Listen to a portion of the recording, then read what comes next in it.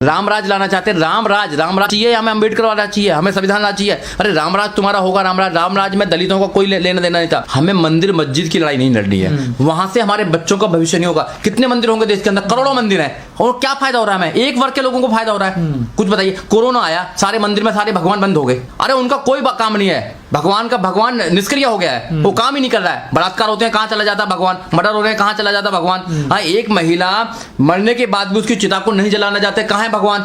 उनको तो नहीं देता कोई सजा। मंदिर में बैठ कर बलात्कार होने, कहां है भगवान? राम राज में दलितों के लिए एजुकेशन नहीं थी, दलितों के लिए एजुकेशन नहीं थी राम राज के अंदर। तो हमें राम राज नहीं चाहिए, हमें मंदिर नहीं चाहिए, हमें संविधान का राज चाहिए, हमें अम्बेडकर का राज चाहिए, अम्बेडकर की विचारधारा का राज चाहिए, जिसमें सब लोग सुरक्षित हैं। आप धर्म की अफीम जो पी रखी है उस नशे को उतार लीजिए, चाहे ओबीसी समाज हो, चाहे SC ST समाज हो, चाहे और समाज हो। राम पे ही तो दवाई है उनकी, कोरोना की दवाई। एक रामदेव पे दवाई, एक राम पे दवाई है। रामदेव की दवाई तो फुसफुस हो गई। राम को भी न्याय लेना पड़ा, राम भी सैकड़ों सालों से अपना मंदिर बनाने के लिए वो भी तड़फ रहे थे, वो नहीं बना पाए। सुप्रीम कोर्ट ने, संविधान ने उनको अधिकार दिया, क्योंकि तुमने सदियों से घंटा बताया, तुमने बाबा साहब के साथ धोखा किया है, तुमने बाबा साहब की बात को नहीं माना है। अगर तुम बाबा साहब की बात को मान जाते तो आज इस देश के राजा होते।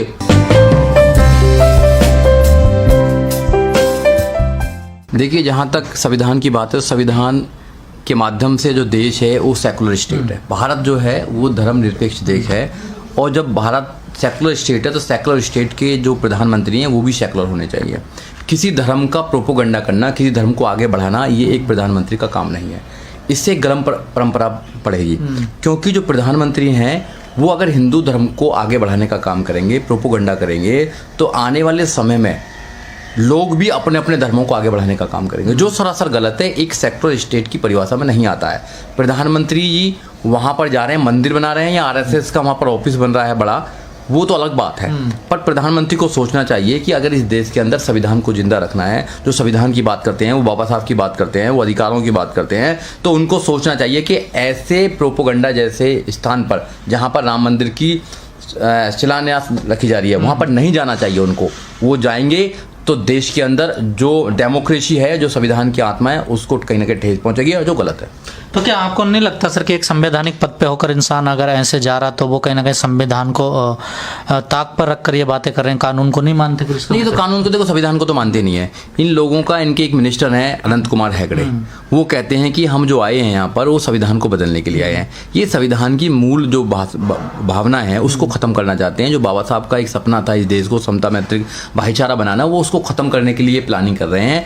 वो इस देश के अंदर मनुस्मृति लागू करना चाहते हैं, मंदिर के माध्यम से धर्म को फैलाना चाहते हैं। ये धर्म जो है, हिंदू धर्म जो है, वो धर्म नहीं है, षड्यंत्र है। बाबा साहब डॉक्टर अम्बेडकर ने पहले ही बोल दिया है, ये एक क्रिमिनल कॉन्स्पिरेसी है उन लाखों करोड़ों लोगों के खिलाफ जो लोग धर्म की अफीम खाकर उनको कुछ पता नहीं है। तो ये लोग फिर दोबारा से इस देश को गुलाम बनाए जाते हैं। बाबा साहब डॉक्टर अम्बेडकर ने अपने बच्चों की कुर्बानी देकर, अपनी पत्नी की कुर्बानी देकर इस देश को एक खूबसूरत संविधान दिया, जिस संविधान में सभी लोगों के लिए, सभी लोगों का अधिकार थे। जिन महिलाओं को, जो 50% महिला देश के अंदर, उनको पढ़ने लिखने का अधिकार नहीं था, आज देश के अंदर महिला अच्छे अच्छे पदों पर हैं, तो बाबा साहब डॉक्टर अम्बेडकर के जो संविधान है उसके माध्यम से हैं। ये संविधान को खत्म करना चाहते हैं। खत्म इसलिए करना चाहते हैं कि उस संविधान के माध्यम से जो SC ST के लोग हैं, OBC के लोग हैं, वो लाखों करोड़ों की संख्या में IAS PCS, doctor, engineer, professor, जज, वकील बने हैं, नेता बने हैं। और यहाँ तक कि देश के सबसे बड़े सूबे उत्तर प्रदेश की 4 बार बहन कुमारी मायावती मुख्यमंत्री बनी है। मुख्यमंत्री बनने के बाद में इस देश के चीफ जस्टिस ऑफ इंडिया भी बने हैं, राष्ट्रपति भी बने हैं। ये चाहते हैं कि नहीं, ये तो एक दिन प्रधानमंत्री बनेंगे, प्रधानमंत्री बनेंगे तो ये बाबा साहब के संविधान को पूर्ण रूप से लागू करेंगे, जो हमारा सपना भी है। ये नहीं चाहते। और ये जब से 2014 से 2020 6 साल के अंदर इन्होंने जो संविधान का एक ढांचा है उसको कमजोर करने का काम किया है। लगातार संविधान को कमजोर कर रहे हैं। ये संविधान की तो बात मानते ही नहीं है। ये इन्होंने सबको इन्फ्लुएंस कर लिया, चाहे जितनी भी ED है, आपका CBI है, सुप्रीम कोर्ट है, सब पे इन्फ्लुएंस है लोगों का। अपने इन्फ्लुएंस के माध्यम से ये सरकार के फेवर में जजमेंट कराते हैं, लोगों को डराते हैं, लोगों पे ED के छापे लगवाते हैं, और लोगों को खरीदने का काम भी करते हैं, सरकार अपनी बनाने।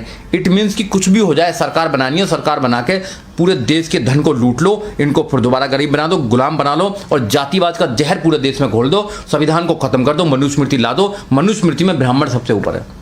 तो ब्राह्मण अपने आप को श्रेष्ठ बनाने के लिए, एक जाति अपने आप को श्रेष्ठ बनाने के लिए ये सारा षड्यंत्र कर रही है। हम लोगों को समझना चाहिए, इस देश के जो मूल निवासी, इस देश के जो 85% बहुजन है, उनको समझना चाहिए चालाकी, मगर लोग समझ रहे हैं। जब तक वो समझेंगे बहुत देर हो जाएगी। भाइयों, आज समझ जाओ, नहीं तो ये धर्म के नाम पर, मंदिर के नाम पर आपके बच्चों के भविष्य को खराब कर देंगे। लेकिन सर, पूरे देश में जब इतना बड़ा पैंडेमिक चल रहा है, महामारी चल रही है पूरे देश में, जब अस्पतालों की जरूरत है, देश में दवाइयों की जरूरत है, लोग मर रहे हैं, उस टाइम सरकार पूरा ध्यान अपना मंदिर बनाने में लगाई हुई है सर। देखो, मंदिर जो है, मंदिर एक आस्था के साथ साथ में इनकी एक फैक्ट्री भी है।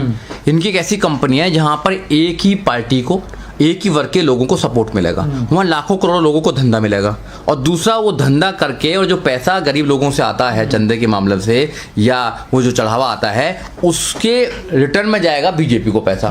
तो वहाँ पर आरएसएस का एक गठ भी बन रहा है। आरएसएस का एक हेडक्वार्टर होगा नागपुर में, एक हो जाएगा उत्तर प्रदेश के अंदर, क्योंकि उनको पता है उत्तर प्रदेश से ही देश के प्रधानमंत्री का राह निकलती है। तो वो उन लोगों की चाल है। और 500 ऑफिस बनाए उन्होंने, 500 ऑफिस अपने बना दिए हैं बीजेपी ने 2014 से लेकर 2020 तक के 6 साल में 500 ऑफिस बना दिए। अस्पताल क्यों बनाएंगे? वो क्यों बनाएंगे? गरीब लोगों के लिए क्यों फैसिलिटी देंगे? गरीब लोगों के क्यों वो विद्यालय बनाएंगे? क्यों वो यूनिवर्सिटी बनाएंगे? ये तो मनुस्मृति वाले, उनके वंशजों की सरकार है। ये तो रामराज लाना चाहते हैं। रामराज चाहिए, हमें अम्बेडकर वाला चाहिए, हमें संविधान लाना चाहिए। अरे रामराज तुम्हारा होगा, रामराज में दलितों का कोई लेना देना नहीं था। यहाँ के मूल निवासियों को वहां पर घृणा होती थी रामराज के अंदर। हमें रामराज नहीं चाहिए ना, हमें ना वो चाहिए रावण राज, हमें अम्बेडकर राज चाहिए, हमें संविधान राज चाहिए।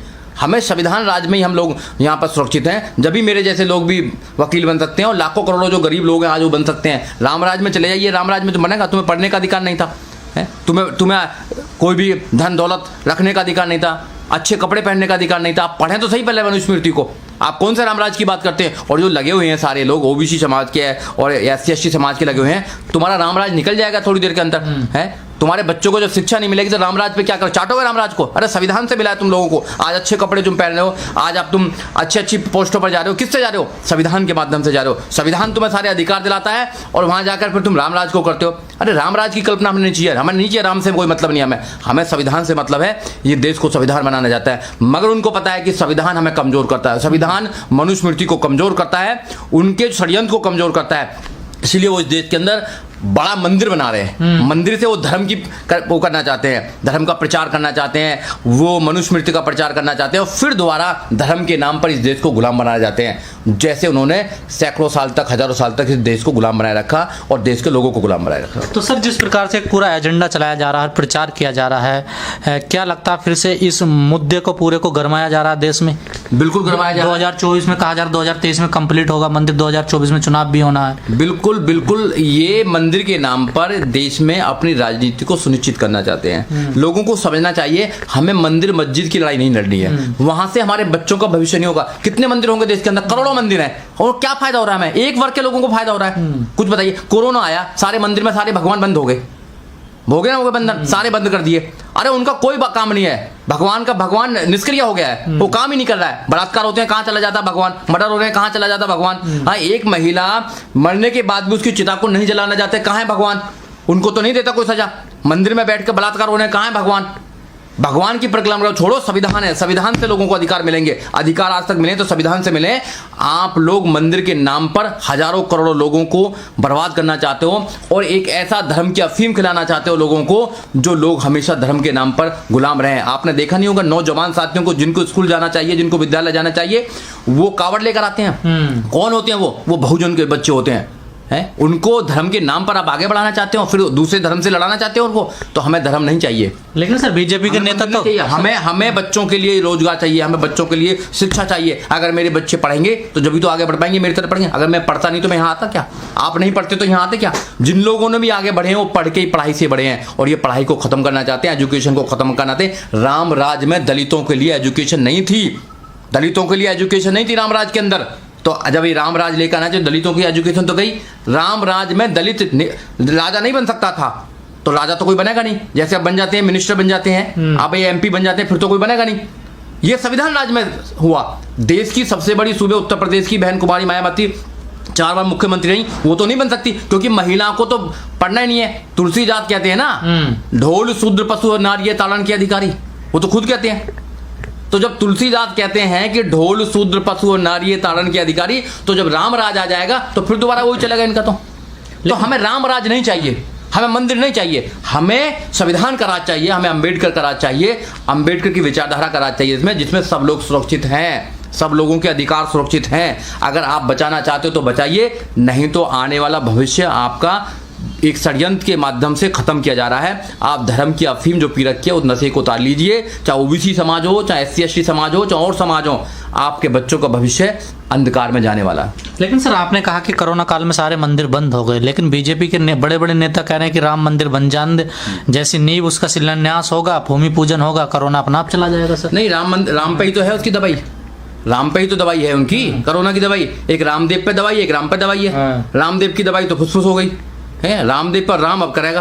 अरे राम जो है ये भगवान होंगे, आस्था के प्रतीक होंगे कुछ लोगों के, मगर इनके अकॉर्डिंग सारा कुछ देश नहीं चल रहा है, देश संविधान के अकॉर्डिंग चल रहा है। राम को भी न्याय लेना पड़ा, राम भी सैकड़ों सालों से अपना मंदिर बनाने के लिए वो भी तड़फ रहे थे, वो नहीं बना पाए। सुप्रीम कोर्ट ने, संविधान ने उनको अधिकार दिया। अरे संविधान नहीं होता तो राम का मंदिर भी नहीं बनता। राम भी लाचार था अपना मंदिर बनाने के लिए।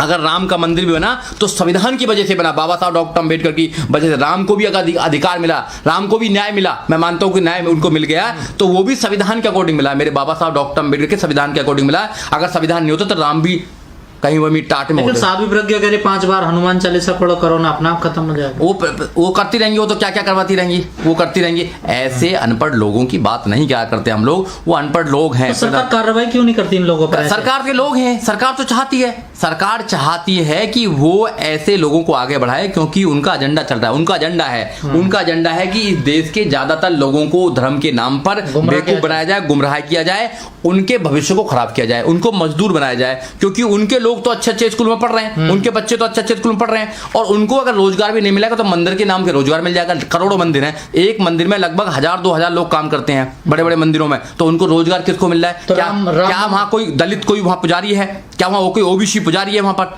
बताइए आप। तो वही लोग पुजारी हैं, वो लोग काम कर रहे हैं, उनकी तो रोटी रोटी चल रही है। तो एक बड़ी कंपनी खुल रही है, बड़ी कंपनी, बहुत बड़ी कंपनी चल रही है, लिमिटेड कंपनी है, जिसके अंदर डायरेक्टर बनाए गए हैं, सारे लोग एक ही समाज के डायरेक्टर बनाए हैं, और उनके ही वहां पर अभी पुजारी होंगे, उनकी सब दुकानें होंगी, उनके वहां होटल्स होंगे, सब कुछ उनका होगा। और बेवकूफ जो लोग हैं, जो बेवकूफ हैं, जिनके लिए बाबा साहब ने अपने कुर्बानी दी, अपने बच्चों को कुर्बानी दी, वो बेवकूफ वहां जाके पैसे चढ़ाने काम करेंगे, दान, उस दान को वो उन्हीं के खिलाफ, उन्हीं के बच्चों के खिलाफ वो बीजेपी सरकार को देने जाएंगे। बीजेपी सरकार बनाएगी तो तुम्हारे एजुकेशन को खत्म करेगी, तुम्हारे अधिकारों को खत्म करेगी, तुम्हारी नौकरियों को खत्म करेगी, जैसे प्राइवेट करके कर रहे हैं। तुम फिर घंटा बजाते रहना, क्योंकि तुमने सदियों से घंटा बजाया, तुमने बाबा साहब के साथ धोखा किया है, तुमने बाबा साहब की बात को नहीं माना है। अगर तुम बाबा साहब की बात को मान जाते तो आज इस देश के राजा होते। तुमने नहीं माना बाबा साहब की बात को, तुमने एजुकेशन को नहीं पकड़ा।